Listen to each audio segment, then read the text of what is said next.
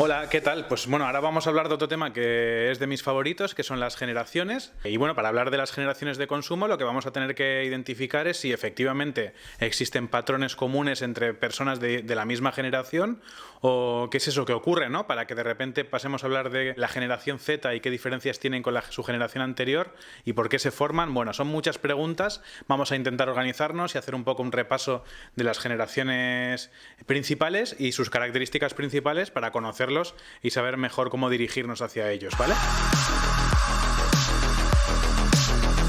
Bueno, lo primero que tenemos que sacar de este término de generación es que no es un concepto nuevo y no se basa tanto en unos años de nacimiento, sino que hay otros patrones que definen el nacimiento de una generación nueva. Y aquí, pues actualmente se contemplan como 5 generaciones principales, que son las que veis por aquí, y que son, bueno, la generación silenciosa, los baby boomer, la generación X, los millennial y la generación Z. Y actualmente ya se está hablando de nuevas generaciones, pero todavía no hay estudios suficientes para saber exactamente cómo se comportan en el consumo, así que prefiero hablar de generaciones que tengamos mucho más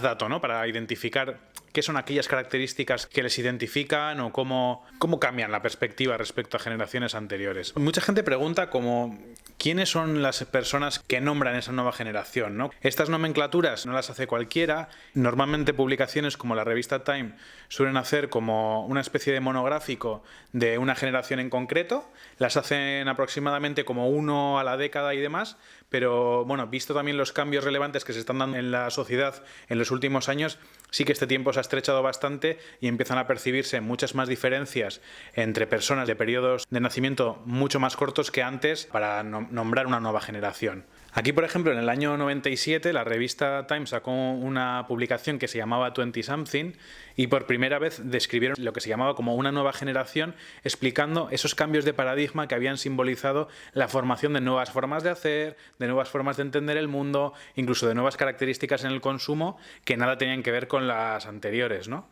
Si luego nos vamos al año 2013, por ejemplo, sacaron un nuevo número que hablaba de esa Me Generation, que fue el inicio de lo que posteriormente se llamó los millennial, y si veis aquí, pues empezaron a titular a esa generación millennial como una generación muy egocéntrica, muy basadas en sus propias aspiraciones. Y bueno, pues la verdad es que hemos visto desde 2013 cómo describían a esa generación millennial, pues tiene un montón de atributos de lo que ahora mismo representa cómo consumimos, representa cómo nos comportamos, representa lo que buscamos en el entorno laboral, bueno, un montón de detalles que aquí ya también había un montón de datos por detrás. Bueno, y luego está la generación Z, que bueno, también es la última de las generaciones que está estudiada. La última publicación que la revista Time realizó en torno a las generaciones fue en 2018 y representaba a esta generación poniendo el titular en negrita de Enough. Y describía muchos de los parámetros que actualmente estamos contemplando que suceden en la generación Z y que vamos a intentar desarrollar más adelante. En resumen, actualmente tenemos 5 generaciones más estudiadas. En esta gráfica podéis ver cómo se dividen también por el año de nacimiento. Existen diferentes estudios que también hacen esas franjas pues, que varíen respecto a ciertos años, pero lo más importante no es tanto el año de nacimiento, sino que podamos identificar cómo sucede ese cambio de patrones de comportamiento para que nazca una nueva generación y podamos empezar a hablar de que efectivamente son una generación diferente a la anterior.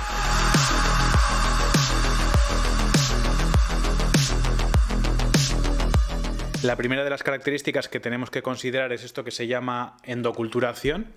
Y la endoculturación es algo muy interesante porque es un proceso donde una generación traslada de forma inconsciente o consciente sus valores a la siguiente generación y de alguna forma cómo esa siguiente generación absorbe esos valores y también los vive o los traslada a su estilo de vida. Durante el desarrollo del análisis de generaciones veremos cómo puede haber influenciado muchísimo quién ha sido tu familia o de qué generación pertenecían o incluso también cuáles eran los valores que más importancia tenían para esas personas y cómo han calado en nuestra propia personalidad, en nuestra forma de relacionarnos, en nuestra forma de definirnos como personas. Y la siguiente sin duda son los cambios de paradigma que se dan en el transcurso de la vida. Podemos observar cómo suceden grandes eventos o cosas cosas que se nos quedan muy marcadas en nuestra retina y que de alguna forma eso ayuda a que cambiemos la forma de entender el mundo, y puede ser bien por un evento que haya sucedido y que me haga reflexionar sobre mi propia existencia, o que como colectivo empecemos a ver la vida de otras formas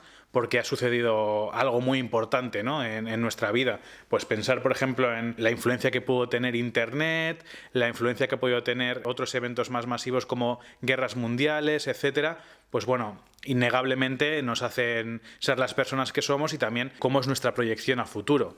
Bueno, para hablar de la endoculturación, lo que he hecho es rescatar un poco como aquellas series de televisión que de alguna forma representan ese comportamiento de ciertas generaciones también con sus hijos, que seguramente pertenecen a otra generación. En este caso, con la serie Father Knows Best, el padre y la madre simbolizaban o representaban muy bien a la generación silenciosa,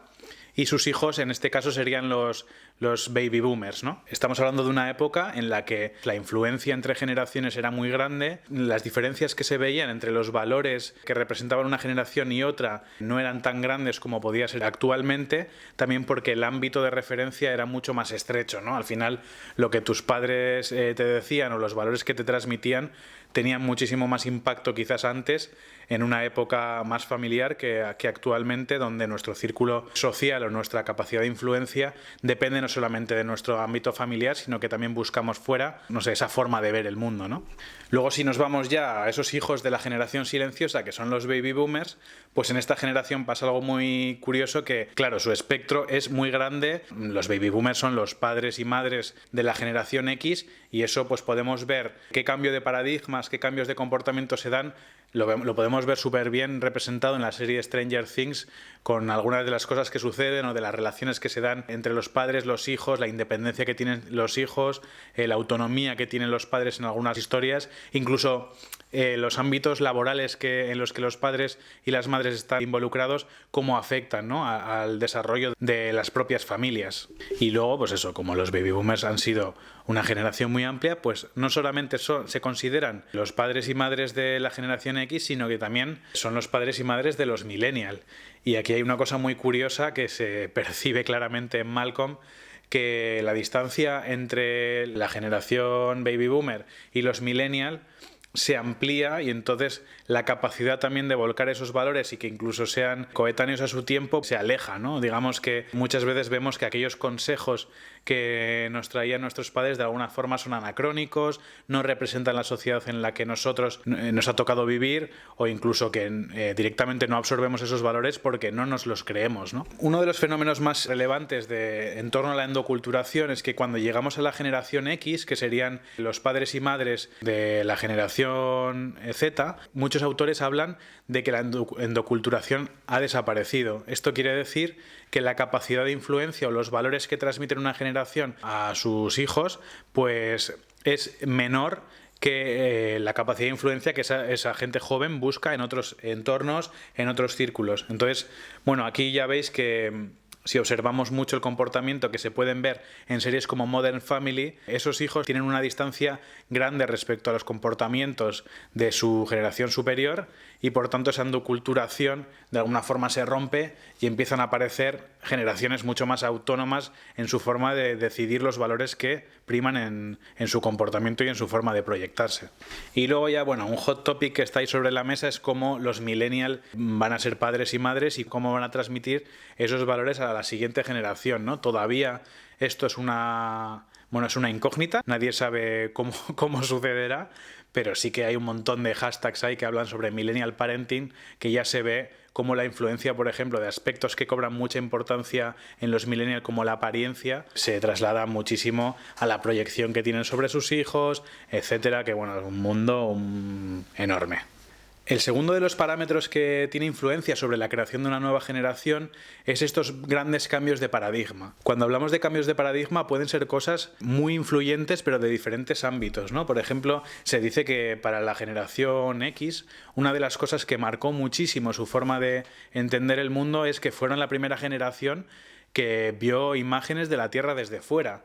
Y eso de primeras nos parece como sorprendente y parece que puede no influenciarnos en nuestra forma de entender el mundo, pero a raíz de esa visión global del planeta, pues aparecieron términos muy relevantes como la globalización y empezaron a percibir como esa visión global del planeta, y un montón de modelos de negocio que antes eran muy locales o muy basados en países muy específicos, de repente se extendieron, ¿no? Fueron como la generación MTV, esa generación pues que buscaba la pertenencia a un grupo, como los Smashing Pumpkins, o era una generación globalizada y que buscaba también referentes mucho más internacionales que sus generaciones anteriores. Por ejemplo, si nos vamos a los millennials, algo que se dice que ha influenciado muchísimo el nacimiento de esa generación tan protagonista como los millennials, se habla muchísimo de los eventos del 11 de septiembre, con las Torres Gemelas, pero no solamente desde que fuera un ataque terrorista, que suceden muchísimos y todos los días en todos los puntos del planeta,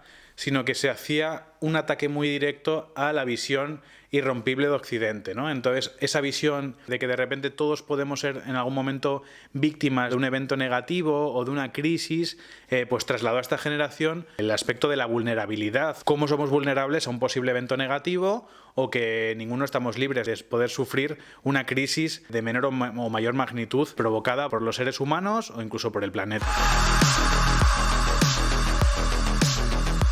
Y respecto a los canales y cómo consumen la información o cómo compran y cuáles son sus entornos, pues bueno, también he hecho esta gráfica para entender un poquito cómo cambia, bueno, este comportamiento de los diferentes perfiles. Aquí ya vemos que totalmente offline, por ejemplo, podemos enmarcar a la generación silenciosa, pero ya no a la generación baby boomer, que se ha incorporado a las tecnologías de forma tardía, pero bueno, pues tienen comportamientos diferentes que nosotros en la tecnología, por ejemplo. La generación X pues también se ha incorporado a la tecnología pronto y han desarrollado un tipo de comportamiento que no es totalmente offline, sino que de alguna forma incorporan la capa online desde un punto de vista muy asistencial. Pero bueno, una cosa muy curiosa de esa generación X es que son personas que normalmente les gusta mirar online para comparar productos, pero que todavía sienten la necesidad de ese contacto físico en el producto o en el servicio para poder consumirlo, ¿no? Y luego ya los millennials fueron las primeras personas que se atrevieron a meter su tarjeta de crédito en una web para hacer una compra desde la confianza de ese canal online, ¿no? Fueron las primeras personas que dieron el salto a la capa digital sin tener en cuenta o sin considerar el valor que podía aportar en ese caso en el consumo de los formatos offline. La generación Z es la primera generación nativa digital, no los millennials, como se suele decir. Entonces, para la generación Z es que no existe una barrera entre lo que es online y lo offline. Entonces, en esta línea tampoco los ubicaría en totalmente online, porque para esa generación Z esas barreras están borrosas. Constantemente estamos expuestos online y offline y todo sucede a la vez. Y entonces pues no existe este gradiente entre lo online y lo offline, sino que todo el rato sucede las dos cosas, y eso nos da un montón de oportunidades a futuro de estructurar modelos de negocio, de pensar en los nuevos canales de comunicación o cómo consume información esa gente, cómo para esa gente pues estar ahora mismo viendo este vídeo y hablando con unos amigos de Brasil, o poder estar consumiendo una información de forma súper asincrónica, pues es todo uno. O sea que para los Gen Z, por primera vez, lo online y lo offline es lo mismo, y de hecho aparece el término inline, que representa esta nueva visión de la capa digital. He pensado que estaría muy bien hacer como un monográfico de cada generación para que se entendiera mejor cómo se comportan cada uno de ellos, pero también, bueno, pues os dejo aquí esta tabla resumen para que podáis ver cuáles son sus características principales y cómo se diferencian entre sí en la forma de entender el mundo o de proyectarse como generación. Pues bueno, podemos ver aquí que, por ejemplo, los baby boomers son perfiles muy independientes, competitivos, incluso muy disciplinados, y eso pues a veces no cuadra muy bien con el mundo millennial, como podría ser que son más idealistas, son más pragmáticos, o incluso pues se buscan entornos más creativos de resolución de problemas que anteriormente pues no se contemplaban, ¿no?